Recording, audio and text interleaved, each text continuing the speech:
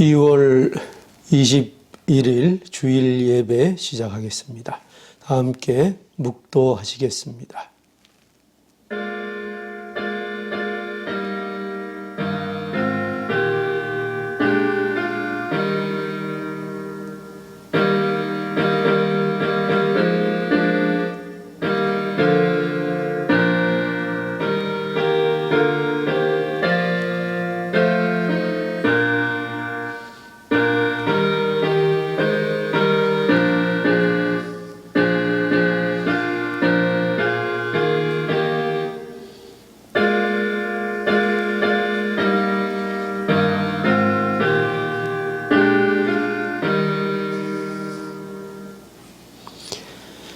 다 함께 찬송 11장 함께 찬송하겠습니다. 11장 찬송하겠습니다.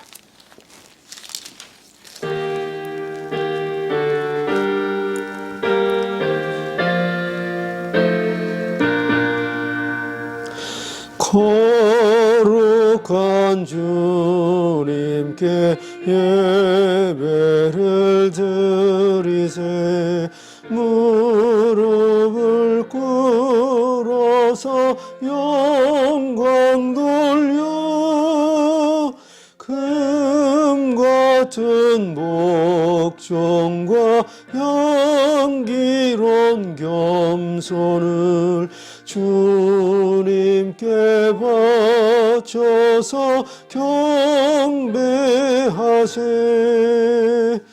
주 앞에 삼가서 겸손히 행하면 주 너를 언제나 돌보시네 말씀엔 위로와 기도엔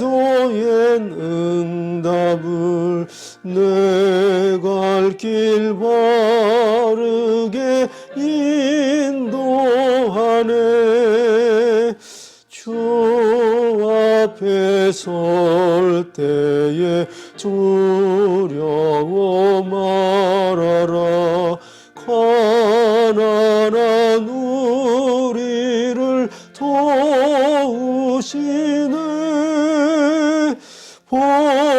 보배로운 진리와 온유한 사랑은 주님께 다 바칠 귀한 예물 떨면서 바치는 이 작은 예물도 주님은 귀하게 받으시네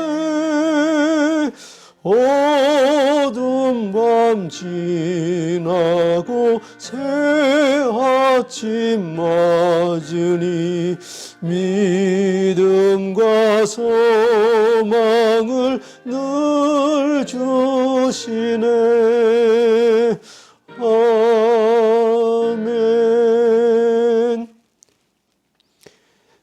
교동문 35번 교독하시겠습니다.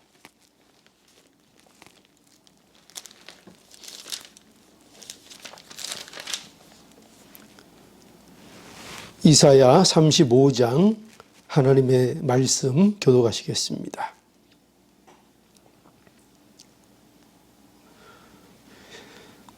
광야와 메마른 땅이 기뻐하며 사막이 백합화같이 피어 즐거워하며 무성하게 피어 기쁜 노래로 즐거워하며 그것들이 여호와의 영광 곧 우리 하나님의 아름다움을 보리로다.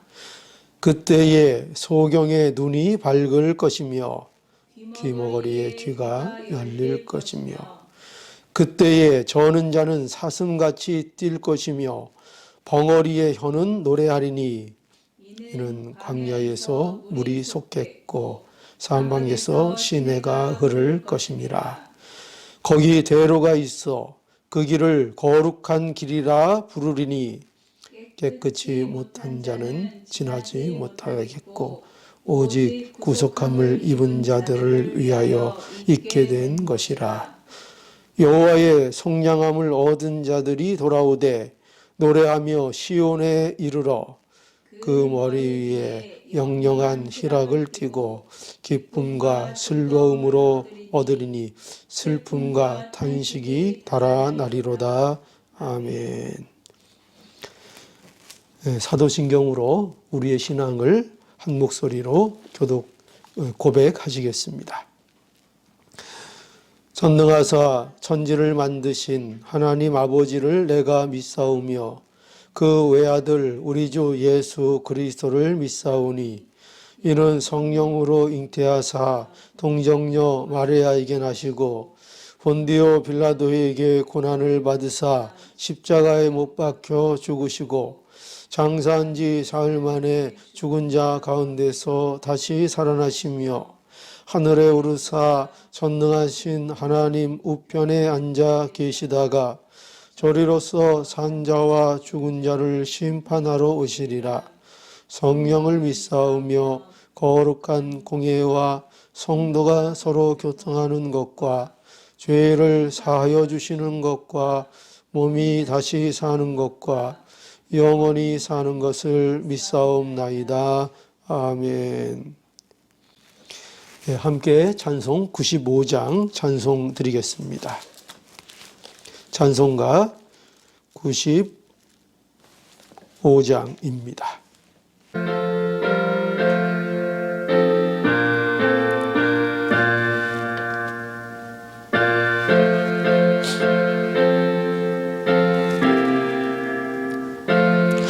온 세상이 어두워 캄캄하나 이 세상의 빛은 예수 주 예수의 영광이 햇빛 같아 이 세상의 빛은 예수 이 빛으로 더 나아오라 밝은 그 빛 날 비춰주어 어둡던 눈 곧 밝았도다 이 세상의 빛은 예수 주 예수를 믿으면 어둠 없네 이 세상의 빛은 예수 그 말씀을 따라서 살아가리 이 세상의 빛은 예수 이 빛으로 다 나오라 밝은 그 빛 날 비춰주어 어둡던 눈 곧 밝았도다 이 세상의 빛은 예수 제 가운데 눈 멀어 사는 자여 이 세상의 빛은 예수 주 이름을 믿으면 눈 맑으리 이 세상의 빛은 예수 이 빛으로 다 나오라 밝은 그 빛 날 비춰주어 어둡던 눈 곧 밝았도다 이 세상의 빛은 예수 저 천국엔 햇빛이 쓸데없네 저 세상의 빛도 높으신 곳에도 빛이시라. 저 세상의 빛도 예수, 이 빛으로 다 나아오라. 밝은 그 빛 날 비춰주어 어둡던 눈 곧 밝았도다. 이 세상의 빛은 예수. 기도하겠습니다. 거룩하신 하나님, 은혜를 감사합니다. 오늘도 거룩한 주일을 저희들에게 허락해 주셔서 하나님 앞에 찬송하게 하시고 또 하나님 말씀을 듣게 하시니 감사합니다. 하나님의 말씀 들을 때에 오늘도 이 말씀이 우리의 생명이 되고 우리의 삶을 변화시키는 하나님의 은혜가 되며 또 하나님의 손길이 되기를 간절히 원합니다. 거룩하신 하나님, 오늘도 겸손한 마음을 주셔서 성령의 인도와 감동을 받는 우리가 되게 해주시고 하나님 앞에 영광을 돌리는 아름다운 예배의 시간이 되게 하여 주시옵소서. 예수님의 이름으로 기도드리옵나이다. 아멘. 하나님 말씀은 마태복음 26장입니다. 오늘 마태복음 26장 57절에서 68절 함께 나누겠습니다. 하나님의 말씀이 이와 같습니다. 예수를 잡은 자들이 끌고 대제사장 가야바에게로 가니 거기 서기관들과 장로들이 모여 있더라. 베드로가 멀찍이 예수를 쫓아 대제사장의 집들에까지 가서 그 결국을 보려고 안에 들어가 하속들과 함께 앉았더라.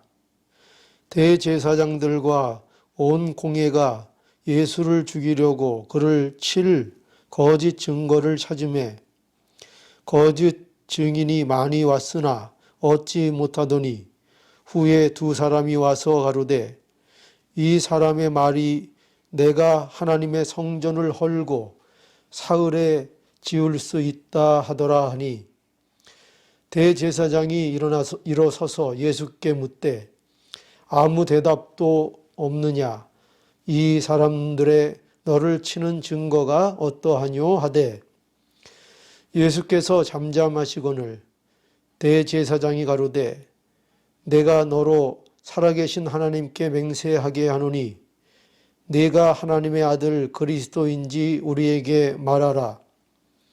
예수께서 가라사대 내가 말하였느니라. 그러나 내가 너희에게 이르노니 이후에 인자가 권능의 우편에 앉은 것과 하늘 구름을 타고 오는 것을 너희가 보리라 하시니 이에 대제사장이 자기 옷을 찢으며 가로되 저가 참남한 말을 하였으니 어찌 더 증인을 요구하리요. 보라 너희가 지금 이 참남한 말을 들었도다. 생각이 어떠하뇨? 대답하여 가로되 저는 사형에 해당하니라 하고 이에 예수의 얼굴에 침 뱉으며 주먹으로 치고 손바닥으로 때리며 가로되 그리스도야 우리에게 선지자 노릇을 하라. 너를 친 자가 누구냐 하더라.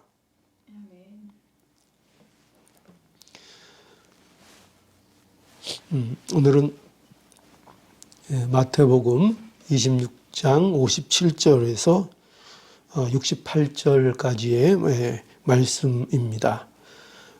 오늘 이 본문은 예수께서 공회 앞에 신문을 받으시는 내용을 기록한 내용입니다. 예수를 잡은 자들이 예수님을 끌고 대제사장 가야바에게로 갔습니다. 그곳에는 서기관들과 백성의 장로들이 모여 있었습니다. 대제사장들과 온 공회가 이제 예수를 죽이려고 모인 것이었습니다.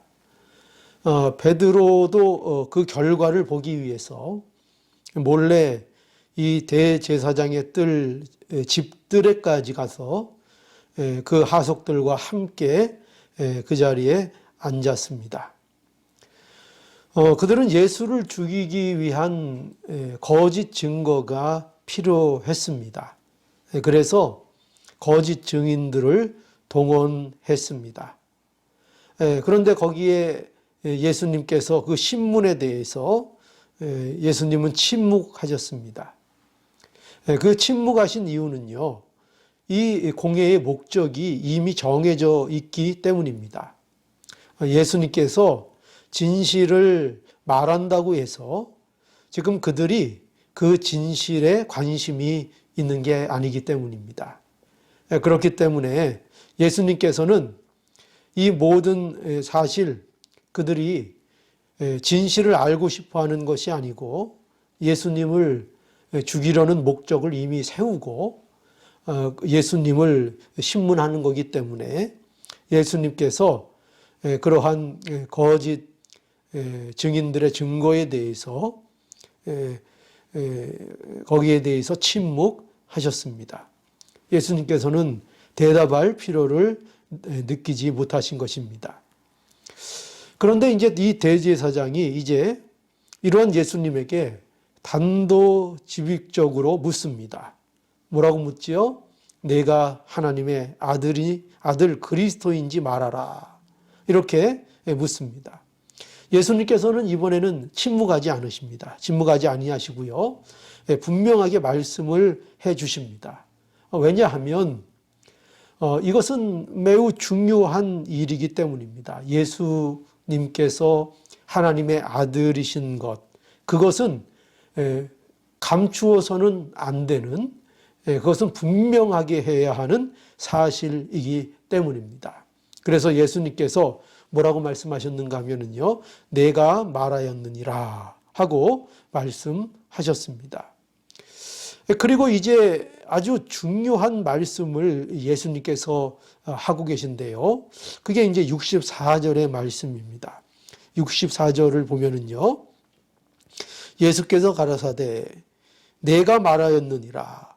그러나 내가 너희에게 이르노니 이후에 인자가 권능의 우편에 앉은 것과 하늘 구름을 타고 오는 것을 너희가 보리라 하시니, 이렇게 말씀합니다. 이 말씀은 무슨 뜻인가 하면은 예수님께서 하나님 우편에 앉으실 것을 말씀하고 있는 거고요. 그리고 이제 재림하실 것을 말씀하고 있는 것입니다. 하나님께서 이제 때가 되면은 그때에 심판의 주로서 오실 것을 이제 예수님께서 말씀하고 있는 것입니다. 그런데요, 이 말씀을 들은 대제사장이 자기 옷을 찢으면서 더 이상 증인이 필요 없다, 이렇게 결론을 내리고 사형에 처해야 할 일을 확정해 버립니다. 여기 66절을 한번 볼까요? 66절에 이에 대제사장이 자기 옷을 찢으며 가로되 저가 참남한 말을 하였으되 어찌 더 증인을 요구하리요? 보라, 너희가 지금 이 참남한 말을 들었도다. 67절에 생각이 어떠하뇨? 대답하여 가로되 저는 사형에 해당하니이다. 이렇게 해서 공회가 이제 예수님을 사형에 처할 것으로 이렇게 결정을 해버립니다. 물론 이 공회에 사람을 처형할, 사형을 집행할 집행 결정권은 가지고 있지 않습니다. 물론 로마의 법정에까지 가야 할 것입니다. 그러나 분명한 것은 공회가 이 사형을 시킬 것을, 예수 그리스도를 죽일 것을 그들이 결의하고 그 일을 이제 해나가기로 확정한 것입니다. 여기 대제사장과 공회는요, 예수님이 그리스도가 아니라는 것을 확신하고 있는 것입니다. 어느 정도로 확신하고 있는가 하면 여기 계속 보면은 그들이 예수의 얼굴에 침을 뱉고요, 주먹으로 치고 손바닥으로 때리면서 뭐라 그래요? 그리스도야, 우리에게 선지자 노릇을 해봐라. 이렇게 예수 그리스도를 조롱합니다. 누가 너를 쳤는지 맞춰보라는 거예요. 그러니까 이러한 행동은 그들이 예수님을 그리스도라고 전혀 생각하지 않는다는 것입니다. 그걸 보여주고 있어요. 이렇게 행동을 할 수 있는 이유가 어디에 있습니까? 그들이 예수님을 그리스도가 아니라고 확신하기 때문에 이런 행동을 하고 있는 거죠. 자, 이러한 말씀들은요, 오늘 우리에게 중요한 문제를 보여주고 있습니다. 그것은 무엇인가 하면은 이스라엘은요, 하나님의 선택된 민족입니다. 그렇죠? 그런데 이러한 이스라엘이 하나님의 메시아를 이렇게 배척하고 있다는 사실입니다. 배척하는 자들이 누구입니까? 유대 종교 지도자들입니다. 대제사장들과 서기관들과 백성들의 장로들인 것입니다. 이들은 그 누구보다도 말씀에 근거해서요, 올바른 판단을 해야 하는 그런 자들입니다. 그런데 이러한 사람들이 이스라엘을 하나님의 뜻대로 잘 다스리기 위해서 구성된 이스라엘의 종교적, 정치적 최고의 법정인 이 공회를 모여서 그들이 무엇을 하는가? 하나님의 메시아를 잡아서 죽이기 위해 무슨 일을 하고 있습니까? 거짓 증인들을 동원하고 있습니다. 그들은 예수님이 그리스도가 아니라고 확신하고 있는 것입니다. 예수님은 그리스도일 수가 없다고 그들은 분명하게 생각하고 있는 것입니다. 왜 그렇게 생각할까요? 왜 이렇게 그들이 생각하는가? 예수님은요, 자신들이 기대하는 메시아와는 전혀 다르기 때문이었습니다. 유대인들이 기다리는 메시아는 어떤 메시아인가 하면은요, 그 자신들을, 즉 유대인들을 모든 정치적, 경제적으로 해방을 해줄 메시아를 기다렸던 것입니다. 당장 로마로부터 자신들을 해방시키셔서 그 옛적의 다윗 왕조의 영광을 누리게 할 그러한 메시아를 기다렸고, 그러한 메시아를 기다리고 믿었던 것입니다. 그러니 저들은 저 경멸하는 이방인들로부터 자신들을 해방하여서 자신들의 우월감을, 종교적인 우월감을, 그 민족적인 우월감을 증명해 줄 메시아를 그들이 기다리고 있었던 것입니다. 여러분, 그런데 예수님은 전혀 그런 그리스도로 오시지 않았습니다. 예수님은 뭐라고 하셨습니까? 계속 내가 죄인을 구하러 왔노라 계속 말씀하셨습니다. 그리고 오히려 유대인들에게 너희도 회개해야 한다고 말씀했습니다. 그러니 예수님은 유대인들이 기대하는 메시아와는 전혀 다른 메시아였던 것입니다. 아니, 오히려 유대인들의 입장에서는 죽여 없애야 할 대상이었습니다. 왜냐하면 자신들의 실체를 폭로하는 존재였기 때문입니다. 예수님의 사역과 그 하시는 일들이요, 전부 다 자신들이 지금까지 쌓고 있었던 모든 것들을 부정하는 일들이었기 때문입니다. 그렇기 때문에 예수님을 미워하고요, 예수님을 죽일 수밖에 없는 것이었습니다. 이러한 메시아에 대한 잘못된 이해가 유대인들에게 있는 것입니다. 여러분, 오늘날 우리는 어떻습니까? 우리는 그리스도의 사역이 무엇인지를 바로 그래서 알아야 합니다. 우리를요, 죄에서 구원하시는 것입니다. 하나님의 메시아는요, 십자가를 지심으로 인해서 우리를 죄에서 구원하시는 메시아인 것입니다. 여러분, 메시아의 사역은 환경과 조건을 바꾸는 구원이 아닙니다. 메시아의 사역은요, 사람을 고치는 구원의 사역인 것입니다. 하나님께서 죄를 범해서 죄의 지배를 받는 자들을 은혜의 지배를 받는 새로운 삶을 사는 자들로 바꾸시는 것이 바로 그리스도의 사역인 것입니다. 여러분, 좋은 예가 하나 있는데요.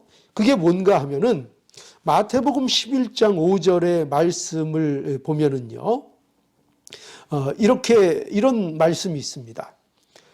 소경이 보며 안전뱅이가 걸으며 문둥이가 깨끗함을 받으며 기머거리가 들으며 죽은 자가 살아나며 가난한 자에게 복음이 전파된다라. 이 말씀은요, 요한이 옥에 갇혔을 때에 예수님께 제자들을 요한이 보내서요, 오실 그이가 당신입니까? 라고 물었습니다. 그러자 예수께서 그 묻는 요한의 제자들에게 이렇게 말씀합니다. 너희가 가서 듣고 보는 것을 요한에게 전하라. 이렇게 말씀을 하십니다. 그러면서 주신 말씀이 바로 이 말씀입니다. 이 말씀은요, 그래서 그리스도의 사역에 대한 말씀입니다. 그리스도의 사역이 무엇인가? 뭐라고 말씀하고 있습니까? 소경이 보며 안전뱅이가 걸으며 문둥이가 깨끗함을 얻으며 기머거리가 들으며 죽은 자가 살아나며 가난한 자에게 복음이 전파된다라 하는 말씀입니다. 여러분, 이 말씀을 이렇게 오해하지 마십시오. 이런 말씀이 아닙니다.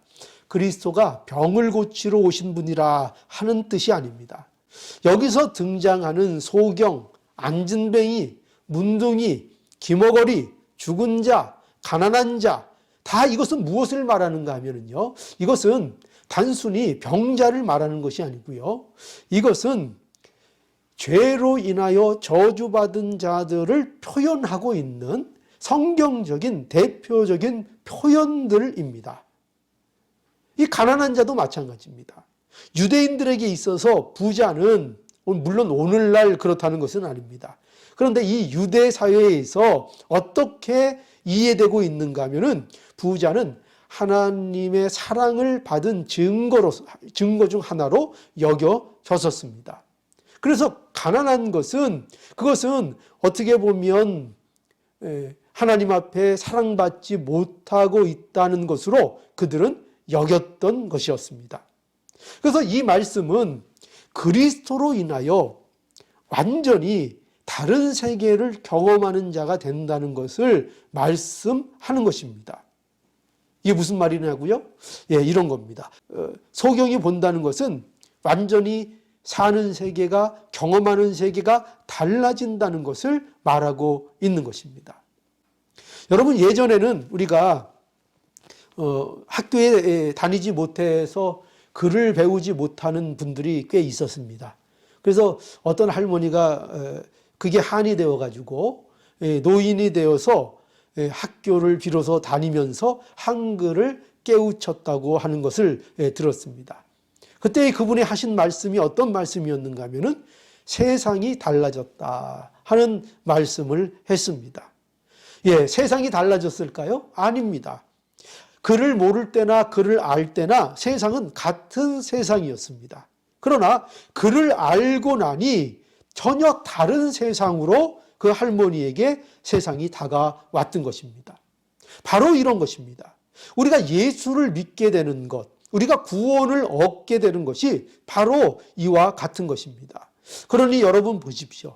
그리스도의 사역은요, 단지 병을 고친다 그런 것이 아니고요, 저주받은 인생을 완전히 다른 인생으로 바꾸시는 것입니다. 이것이 예수 그리스도를 믿음으로 일어나는 일인 것입니다. 예수를 믿는 것은 소경에게 돈을 주는 것이 아닙니다. 소경에게 지팡이를 주는 것이 아닙니다. 소경에게 좋은 집을 주고 좋은 자동차를 주는 것이 아닙니다. 그것이 아니라 눈을 뜨게 해서 전혀 다른 세계를 경험하며 그것을 누리며 사는 자가 되게 하는 것이 바로 눈을 뜨게 한다는 의미인 것입니다. 안진뱅이도 그렇습니다. 안진뱅이가 이제 뛰는 삶을 살게 되는 전혀 다른 세계에서 살게 되는 것입니다. 이것이 바로 예수를 믿음으로 일어나는 사건들이라는 것을 우리는 알아야 합니다. 여러분, 우리가 이것을 이해하지 못하면요, 우리는 예수를 믿으면서도 원망이 나오고요, 낙담을 하게 됩니다. 많은 분들이 실제로 원망과 불평을 하며 살 때가 많습니다. 예수를 믿는데 왜 부자가 안 되냐 하는 것입니다.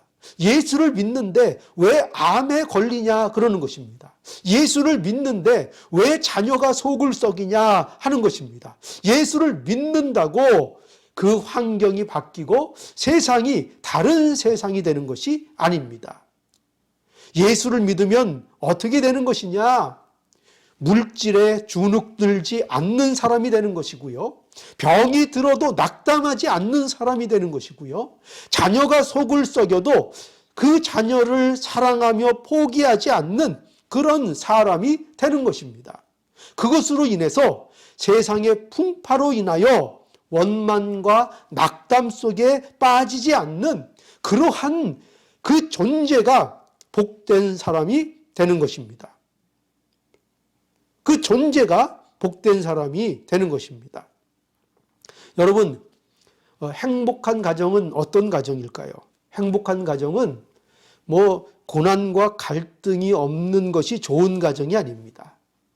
고난과 갈등이 없는 것은요, 그것은 관심이 없는 것이고요, 무심한 것입니다. 고난이 있고 갈등이 있어도 그것으로 인해서 무너지지 않는 가정이 좋은 가정인 것입니다. 여러분, 사람과 사람 사이 관계에서 어떻게 흠이 없을 수가 있을까요? 어떻게 못마땅한 게 없을 수 있을까요? 그런 일은 서로 죽으면 그런 일이 없을 겁니다. 아니면 서로 아예 관심이 없으면 그런 일이 없을 것입니다. 사람이 살아있고 사람이 함께하고 하면은 당연히 거기에는 갈등이 있고 못마땅한 것이 있고 마음에 들지 않는 것들이 당연히 있게 됩니다. 그러나 중요한 건 뭐예요? 그러한 갈등과 그러한 못마땅한 것이 있더라도 서로를 포기하지 않고 서로 함께 가는 것, 그것이 정말 좋은 가정이고요. 교회도 마찬가지입니다. 어떤 못마땅한 것, 흠이 없는 것이 좋은 것이 아니라 그런 것이 있어도 서로를 포기하지 않는 그런 가정, 그런 교회, 이것이 참으로 좋은 가정이고 좋은 교회인 것입니다. 그래서 저는 그 교회에서 누가 가장 훌륭한 사람인가 하면 교회에서 가장 훌륭한 사람은요, 싸우더라도 먼저 손을 내미는 사람입니다. 우리는 갈등이 없을 수 없습니다. 그러나 먼저 손을 내미는 자가 있는 가정, 먼저 손을 내미는 교회, 사람이 있는 교회, 그런 교회는 좋은 교회, 좋은 가정, 무너지지 않는 가정, 무너지지 않는 교회가 될 것입니다. 우리가 이것을 분명히 알아야 합니다. 바로 우리의 구원받음이 이와 같은 것입니다. 우리가 구원받았다는 것은 바로 이런 일을 할 수 있는 자가 되었다 하는 것입니다. 여러분, 우리는 대로 그리스도를 믿어야 하겠습니다. 유대 종교 지도자들은요, 성경을 읽고 가르치면서도 성경대로 믿지를 않았습니다. 그들은요, 인간의 종교적 본성이 좋아하는 메시아를 믿었습니다. 인간이 왜 종교를 가지게 될까요? 왜 종교를 가질까요? 인간은요, 자기를 위해서 종교를 가집니다. 자신의 마음의 평안, 위로, 건강, 이런 것들을 위해서 마음이 불안하니까 자기보다 더 능력 있는 존재의 힘을 빌려보겠다고 종교를 갖습니다. 아니면 철학적으로 자기의 마음을 다스리기 위해서 또 종교적인 형태의 어떤 모습들을 가지게 됩니다. 그래서 종교는요, 결국 세상의 종교는요, 자기를 위한 것에 불과합니다. 아무리 그게 고귀한 모습으로 치장을 하고 있어도 세상의 종교는 결국 자기를 위한 것에 불과한 것입니다. 그래서 기독교는 그런 의미에서 종교가 아닙니다. 기독교의 목적은 자기가 아니라 하나님께 영광을 돌리는 것입니다. 그렇다고 기독교에 평안이 없고 의로가 없고 건강 이런 것은 필요 없다 그런 말이 아닙니다. 기독교에도 뭐가 있어요? 더욱 참 평강이 있습니다. 진짜 위로가 있고 정말 건강한 삶이 기독교 안에 있습니다. 그러나 우리가 분명히 뭘 알아야 되죠? 그러나 그것이 기독교의 목적은 아니라는 것입니다. 기독교의 목적은 오로지 우리 자신이 아니라 하나님에 대한 영광입니다. 하나님을 즐거워하고 하나님 앞에 영광을 돌리는 우리가 되는 것. 이것이 바로 기독교 신앙의 목적인 것입니다. 여러분, 우리가 이 목적을 잘못 알게 되면 끝내 실망을 하게 될 것입니다. 대부분 기독교 신앙에 대해서요, 회의를 느끼는 분들이 경우가 대부분 이와 같습니다. 예수를 믿어서 내 삶의 유익의 목적을 삼았는데 별로 달라지는 것이 없는 것입니다. 오히려 교회를 다니고 예배를 드리고 하느라고 시간만 빼앗겼는데 그렇게 열심히 해도 삶에 달라지는 것이 별로 없기 때문입니다. 그래서 초반에는 어떻게 해요? 열심을 냅니다. 그러나 결국 시들해지고 마는 것입니다. 왜 이렇게 된다고요? 애초에 목적을 제대로 알지 못해서 그렇습니다. 아니, 처음에는 그럴 수 있습니다. 그러나 신앙생활을 해 나감에 있어서 그 목적을 바로 이제 배우고 알아야 되는데 그것을 제대로 알지 못하면 결국 기독교 신앙에 대한 회의를 느끼고 결국 떠나가는 모습이 되어지든지 아니면 시들해지는 모습, 이걸 믿는 건지 안 믿는 건지 분간이 안 가는 그런 모습이 되어버리는 거죠. 여러분, 우리는 어떻습니까? 우리는 성경대로 그리스도를 믿어야 합니다. 성경대로 우리의 복이 무엇인지를 깊이 생각해야 합니다. 기독교인이 되었다면, 예수를 믿는다면 성경의 말씀대로 믿고 살아야 마땅한 것입니다. 성경의 말씀대로 믿고 살아야 합니다. 그런데 많은 분들이 성경의 말씀대로 믿고 살지를 않습니다. 그래서 많은 분들이 오히려 신앙생활을 미신적으로 신앙생활을 하고 있습니다. 이게 무슨 뜻인가 하면 그저 예배당에 앉아 있으면 되는 줄 압니다. 교회에 등록만 하고 있으면 되는 줄 압니다. 마치 절에 무슨 이렇게 등록을 해놓으면 뭐 복을 받는다, 뭐 이런 식으로 무슨 부적을 붙이고 있으면 자기 아무것도 안 해도 그 부적의 기운으로 복을 받는다, 뭐 이런 식의 신앙생활을 하고 있는 것입니다. 기독교는 절대로 그러한 것이 아닙니다. 하나님이 주시는 말씀을 통해서 신앙생활을 해야 하는 것입니다. 말씀의 귀를 기울여야 하는 것입니다. 그래서 세상의 종교가 기대하는 것과 예수 그리스도로 주시는 구원이 얼마나 다른 것인가를 우리가 바로 이해하며 신앙생활을 해야 하는 것입니다. 그러니 여러분, 오늘 이 말씀을 통해서 예수 그리스도의 사역이 무엇인가, 과연 예수 그리스도 안에서 우리에게 이루신 일들이 무엇인가를 우리가 바로 이해하고 우리가 예수 그리스도를 믿음으로 인하여 우리의 신앙이 결코 헛되지 아니하는 하나님 앞에 영광이 되는 바른 신앙이 될 수 있기를 오늘 이 말씀을 통해서 간절히 바랍니다. 기도하시겠습니다. 걸어가신 하나님, 은혜와 사랑을 감사합니다. 하나님의 말씀을 따라 우리의 신앙을 갖기를 간절히 원합니다. 하나님의 말씀을 따라 우리 예수 그리스도를 또한 이해하기를 간절히 바랍니다. 내가 원하는 종교적 본성을 따라가는 그런 세상적인 메시아를 구하는 것이 아니라 하나님께서 우리에게 보내주신 그 그리스도를 믿기를 간절히 원합니다. 또한 그 예수 그리스도를 우리가 닮아나가기를 간절히 원합니다. 하나님 저희를 불쌍히 여기시고 오늘도 말씀으로 인도해 주셔서 우리가 이러한 복을 누리게 하여 주시옵소서. 순종하는 마음을 주시고 겸손한 마음을 주셔서 우리가 내 마음대로 사는 신앙생활이 아니라 하나님 주신 말씀에 따라 말씀의 귀를 기울이고 사는 복된 인생들이 되게 하여 주시옵소서. 이 모든 말씀 예수님의 이름으로 기도하옵나이다. 아멘. 찬송가 210장 다 함께 찬송하겠습니다.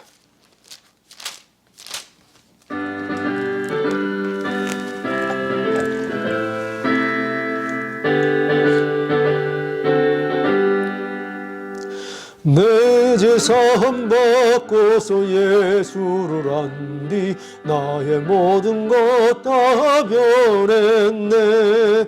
지금 나의 가는 길 천국 길이요 주의 피로 내 죄를 씻었네.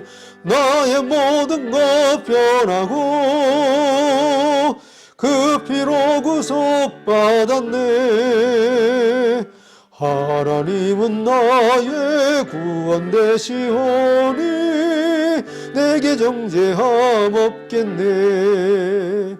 주님 맑은 빛 대사 어둠에 치고 나의 모든 것 다 변했네. 지금 내가 주 앞에 온전케 됨은 주의 공로를 의지함일세. 나의 모든 것 변하고 그 피로 구속받았네. 하나님은 나의 구원 되시오니 내게 정죄함 없겠네. 내게 성령이 임하고 그 크신 사랑 나의 맘에 가득 채우며 모든 공포 내게서 물리치시니 내 맘 항상 주 안에 있도다. 나의 모든 것 변하고 그 피로 구속받았네. 하나님은 나의 구원 되시오니 내게 정죄함 없겠네. 네, 광고 드리겠습니다. 네, 믿음의 가정을 위해서 기도해 주시기 바랍니다. 이번 주에는 정명채 집사님 가정입니다. 네, 정명채 집사님 위해서 기도해 주시고요. 또 그 자녀들을 위해서 기도해 주시기 바랍니다. 또 병중에 있는 성도들을 위해서 기도해 주시기 바랍니다. 또 코로나19로 인하여 여러 가지 어려움을 겪는 우리 성도들 또 많은 사람들이 있습니다. 또 이 나라를 위해서 기도해 주시고요. 또 우리 이웃들을 위해서 기도해 주시기를 바랍니다. 또 주일 예배 우리가 소홀히 하지 않고 주일 예배 하나님 앞에 꼭 우리가 경건하게 드리는 우리 모두가 되어야 하겠습니다. 이 예배 드리는 일이 우리 안에 잘 이루어지도록 우리가 또 기도해야 하겠습니다. 또 우리 모이고 있는 교회 모임과 교제를 또 잘 참여하셔서 예수 그리스도 안에서 한 몸 된 교회를 이루어 나가는 일에 우리가 충성된 하나님의 자녀들의 모습을 가져야 하겠습니다. 예, 다른 광고 또 특별한 게 없으면 1장 찬송하시고 축도함으로 마치겠습니다.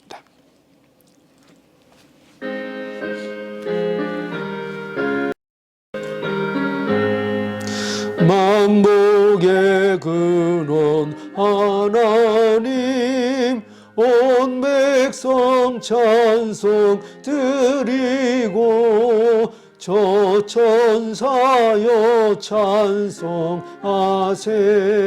찬송 성부 성자 성령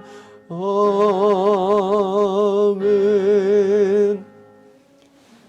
지금은 우리 주 예수 그리스도의 은혜와 하나님 아버지의 무한하신 사랑하심과 성령님의 인도하시고 교통하시는 귀한 역사가 하나님의 자녀들 머리 위에 영원토록 함께 있을지어다. 아멘.